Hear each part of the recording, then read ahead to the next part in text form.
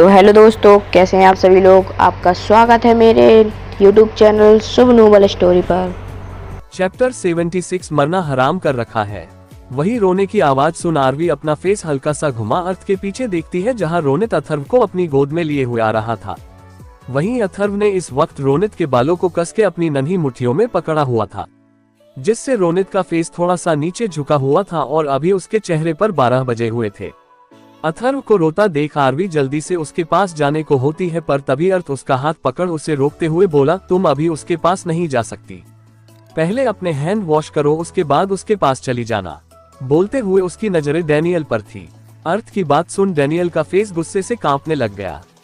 वो वॉल का सहारा लेकर खड़ा हो एक नजर आरवी को देख अर्थ से बोला, अब तक तो सिर्फ उससे मतलब था, पर तूने बीच में आकर गलती कर दी मिस्टर अर्थ खुराना। अब तो तू भी जाएगा, जस्ट वेट एंड वॉच। इतना बोलकर उसने फिर से एक बार आरवी को देखा और वहां से निकल गया। वही अर्थ जाते हुए डैनियल को देख टेरी स्माइल करते हुए कुछ सोचने लगा था।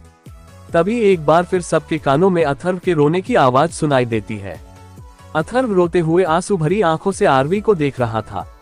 वही आरवी लाचारी से अर्थ को देख रही थी। अर्थ पीछे पलट अथर्व की तरफ देखता है, जिसका पूरा चेहरा रोने की वजह से लाल हो रखा था। अर्थ एक गहरी सांस लेकर रोनित की तरफ देख बोला, कुछ मिनट्स और संभालो इसे, हम थोड़ी देर में आते हैं। बोलकर वो आरवी का हाथ पकड़ उसे वॉशरूम की तरफ ले जाता है। वही अथर्व कुछ देर अर्थ और आरवी जिस तरफ गए उस तरफ देखता है और फिर एकदम से रोनित की तरफ देख अपनी नन्ही मुट्ठियों में उसके बालों को पकड़ खींचने लगता है, जैसे अपना गुस्सा वो रोनित पर निकाल रहा हो। रोनित अथर्व से अपने बाल छुड़वाते हुए बोला, अरे यार बस कर, आज क्या मुझे टकला बनाकर छोड़ेगा? अभी तो मेरी शादी भी नहीं हुई और तू मेरी शादी की वोट लगाने पर तुला हुआ है। बोलते हुए वो उससे बाल छुड़वा रहा था, पर अथर्व उसके बाल छोड़ने की बजाय उन पर पकड़ कस अपनी भाषा में कुछ बोलने लगा जो बस उसे ही पता था। रोनित अथर्व के दोनों हाथों को पकड़ अपने बालों से अगल कर बोला, देखो बेटा, ये दुनिया आग का दरिया है, तैर कर जाना है, इसलिए रोने से कुछ नहीं होगा। जो भी प्रॉब्लम है उसे फेस करो, उससे लड़ो। बोलते हुए उसके फेस पर बड़ी सी स्माइल आ जाती है, क्योंकि उसकी बात सुन अथर्व एकदम से रोना बंद कर उसकी तरफ देखने लगा था, पर रोनित ने अभी एक चैन की सांस भी नहीं ली थी।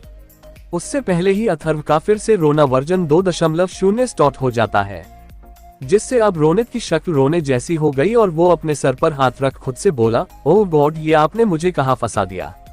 पहले ही अर्थ बॉस ने मेरा जीना हराम कर रखा था और अब उनके बेटा ने मेरा मरना हराम कर रखा है। बोलते हुए वो लाचारी से अथर्व को देख रहा था, जो अब गुस्से से उसके मुंह का नक्शा बिगाड़ने में लगा हुआ था। वही वॉशरूम के अंदर अर्थ आरवी के हैंड वॉश कर टॉवल से पोंछ रहा था। तभी आरवी उसे देखते हुए धीरे से बोली, आई स्लैप्ड हिम। अर्थ बिना उसे देखे बोला, गुड। आरवी फिर से बोली, उस वक्त मेरे दिमाग में आपका थॉट आया था। ये सुनते ही अर्थ ने एकदम से उसकी तरफ देखा, जो अपनी आंसू भरी आंखों से उसे देख रही थी। अर्थ टॉवल को साइड में रख आरवी को अपने सीने से लगा लेता है। वहीं अर्थ के सीने से लगते ही आरवी उसकी शर्ट को अपनी मुट्ठियों में भर जोर से रोने लगी थी।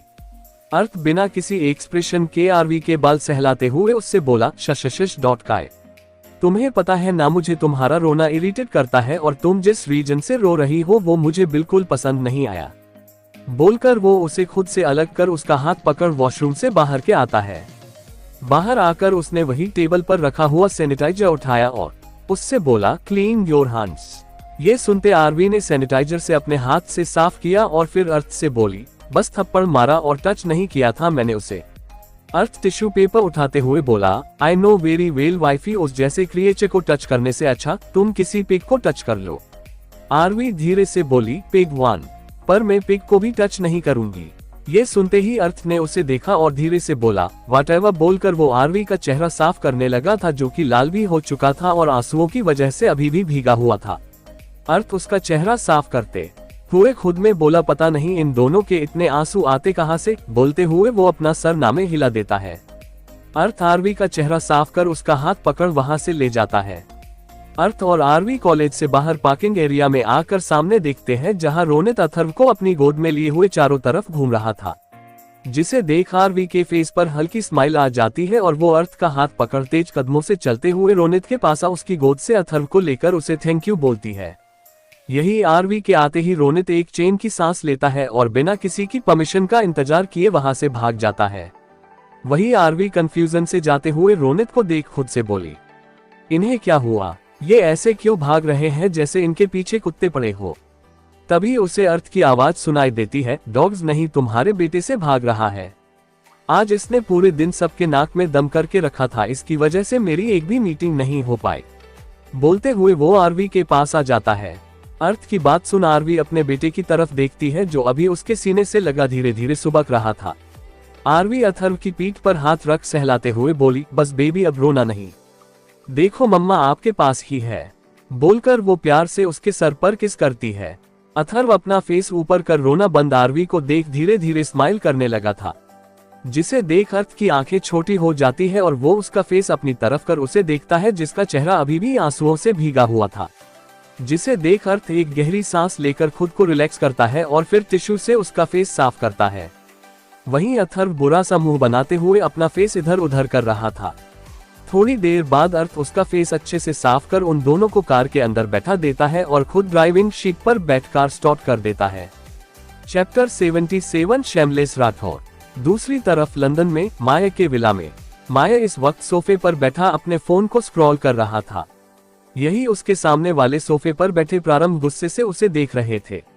प्रारंभ गुस्से से तेज आवाज में बोले, माया तुम मेरी बात सुन भी रहे हो या मैं यूं ही चिल्ला रहा हूँ? मैंने तुमसे कितनी बार कहा है, मुझे इग्नोर करने की कोशिश मत किया करो। तभी माया उनकी बात बीच में काट बोला, मैं सुन रहा हूँ आपकी बात, आप अपने बोलने का सेशन जल्दी खत्म कीजिए। मेरी लिटिल गर्ल डिनर के लिए नीचे आती ही होगी, सो जो भी बोलना है जल्दी बोलिए, मैं उसके सामने कोई बहस नहीं चाहता। बोलते हुए उसकी नजरें अपने फोन की स्क्रीन पर थी और उसकी पतली उंगलियां लगातार उसके कीबोर्ड पर चल रही थी।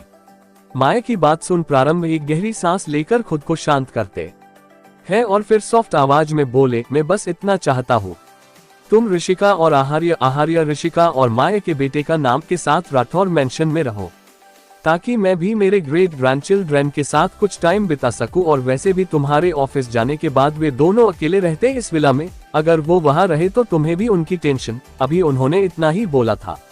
तभी माया उनकी बात बीच में काट बोला, कम ऑन दादू, मैं ऑफिस जाता हूँ सिर्फ कुछ घंटों के लिए और वैसे भी मेरे जाने के बाद यहाँ सिक्योरिटी रहती है, सो जस्ट रिलैक्स। अगर आपको उनके साथ टाइम स्पेंड करना है तो वो 1-2 घंटे के लिए जा सकते हैं, पर मैं उन्हें पूरे टाइम राठौर मेंशन में नहीं छोड़ने वाला। I want privacy with my little girl. प्रारंभ खड़े होकर धीरे से बोले, प्राइवेसी तुम्हें वहां भी मिलेगी Maya, you both have your own bedroom, so कोई प्रॉब्लम नहीं है। माया अचानक से तिरछा मुस्कुराया और फिर मुस्कुराते हुए बोला, but what if I bat some quality time in living area और dining area, I mean on dining table या फिर kitchen slab, then what, you know what I mean. प्रारंभ धीरे से बोले, शैमलेस राठौर। माया उनकी तरफ देख डेविल स्माइल करते हुए बोले, यूं ही शैमलेस नहीं हूँ, ये मुझे आपसे ही विरासत में मिली हुई है। बोलते हुए वो फोन में देखते हुए तिरछा मुस्कुरा रहा था। वहीं प्रारंभ कुछ बोलने को होते हैं पर तभी उन्हें सीढ़ियों पर से कुछ आवाज आती है। प्रारंभ सामने सीढ़ियों की तरफ देखते हैं जहां ऋषिका अपने फोन में कुछ करते हुए आ रही थी। माया बिना पीछे मुड़े बोला, my little girl is coming, अब मुझे आपकी बात नहीं सुननी। बोलकर वो सीधे डाइनिंग एरिया की तरफ बढ़ गया। प्रारंभ धीरे से बोले, माय लिटिल गर्ल। बोलकर वो हल्का सा मुस्कुरा दिए। तभी ऋषिका प्रारंभ के पास आकर बोली, दादू क्या हुआ, आप यहाँ क्यों खड़े हो? प्रारंभ ऋषिका को देख हल्का सा मुस्कुरा कर बोले, कुछ नहीं बेटा, बस ऐसे ही मैं तुम्हारा इंतजार कर रहा था, चलो। बोलकर वो खुद डाइनिंग एरिया की तरफ बढ़ गए। वही ऋषिका भी उनके पीछे चल दी। कुछ ही पल में वो तीनों डाइनिंग टेबल पर बैठे हुए थे और तीनों डिनर कर रहे थे। प्रारंभ ऋषिका को देख बोले, बेटा तुम्हारे एग्जाम कब से है? ऋषिका उनकी तरफ देख जवाब देते हुए बोली, 1 महीने बाद। बोलकर वो अपना खाना खाने लगी। प्रारंभ उसकी तरफ देख बोले, बेटा तुम एग्जाम और अथर्व को एक साथ मैनेज कैसे करोगी? आई मीन वो अभी तुम्हारे बिना नहीं रह सकता, तुम्हारे एग्जाम। अभी उन्होंने इतना ही बोला था तभी उनके कानों में माया की सर्द आवाज पड़ती है, खाते टाइम कोई बात ही नहीं होगी, अगर बातें करनी है तो अपना खाना छोड़ दो, it will be better option. ये सुनते ही ऋषिका और प्रारंभ दोनों ने माया को देखा, जो बिना किसी भाव के उन दोनों की तरफ ही देख रहा था। ऋषिका ने तिरछी नजरों से प्रारंभ को देखा और फिर वो सिर झुकाकर चुपचाप खाने लगी। वही प्रारंभ में कुछ पल माया को देखा और फिर उन्होंने सिर हिला दिया। थोड़ी देर में सभी ने अपना डिनर कर लिया था। ऋषिका खड़ी होकर बोली, मैं जा रही हूँ, आहार्य अकेला है। वो जग गया और उसे अपने पास कोई नहीं दिखेगा तो वो फिर रोने लग जाएगा।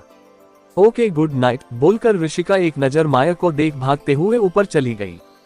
प्रारंभ ऋषिका को जाते देखा और फिर धीरे से बोले, तुम ऋषिका को परेशान तो नहीं करते? बोलते हुए उन्होंने अपनी नजरें माया की तरफ की। माया अपनी भौहें चढ़ाते हुए बोला, मेरी वाइफ है ना दादू, मैं उससे परेशान करूं या कुछ भी करो वो मेरा मैटर है, आप बीच में मत आइए। प्रारंभ उसे घूरते हुए बोले, वो मेरी भी कुछ लगती है इसलिए मुझे उसकी परवाह होगी और तुम्हारे कहने पर मैं उसकी परवाह करना नहीं छोड़ दूंगा। इट्स जस्ट ए फीलिंग, जो है तो है। माया एक नजर उन्हें देखता है और फिर खड़ा हो सीढ़ियों की तरफ जाते हुए बोला, मुझे कुछ जरूरी काम है, बाकी की बहस कल करेंगे ओके। बोलकर वो सीढ़ियों से स्टडी रूम में चला जाता है। वहीं प्रारंभ कुछ देर उसे देखते हैं और फिर खड़े हो बाहर की तरफ चले जाते हैं। ऐसे ही रात के 10 बज जाते हैं। माया अभी भी स्टडी रूम में था। वही ऋषिका रूम में बेड पर बैठी फोन चला रही थी और बार बार उसकी नजरें डोर की तरफ जा रही थी। ऋषिका फोन को साइड में पटक इरिटेट होते हुए खुद से बोली, ये डेविल अभी तक आए क्यों नहीं? इतना काम कौन करता है? बोलते हुए बेड पर से खड़ी हो क्रीप की तरफ देखती है, जिसमें आहार्या गहरी नींद में सोया हुआ था, जिसे देख उसके फेस पर हल्की सी स्माइल आ जाती है और वो क्रीप के पास नीचे झुक आहार्या के फहद पर किसकर रूम से बाहर चली जाती है। ऋषिका स्टडी रूम के अंदर सामने देखती है और सामने का नजारा देख उसके चेहरे की स्माइल गायब हो जाती है और उसका चेहरा एकदम से पीला पड़ गया। दोस्तों आप मेरी वीडियो तो देखते हो लेकिन उसे लाइक नहीं करते, तो प्लीज़ यार मेरे इस चैनल को सब्सक्राइब करें और वीडियो को लाइक शेयर कमेंट ज़रूर करें।